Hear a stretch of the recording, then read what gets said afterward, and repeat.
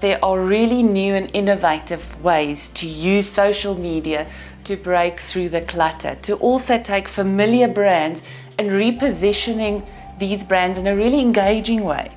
I think the challenge is, because of social media having reached a level of maturity, for us to come up with new ideas to engage our audiences, not only on social media, but across paid, owned and earned media, to come up with really integrated campaigns. Another emerging trend that I picked up is the use of hoaxes to lure audiences, to create curiosity and to create a buzz.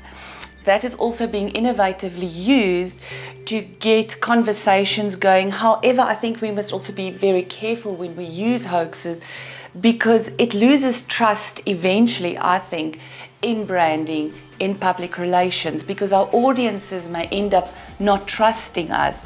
And when something really amazing really happens, we may not get the engagement and the trust and the authenticity that we seek. When I looked at the entrants, I also see the use of influencer marketing being used in a very innovative way.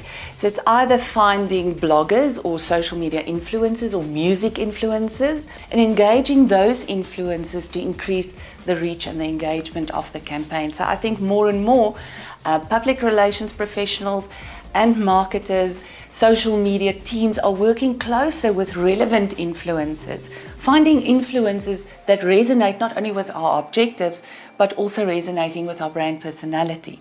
Yes. And there's really been some creative achievements in terms of that.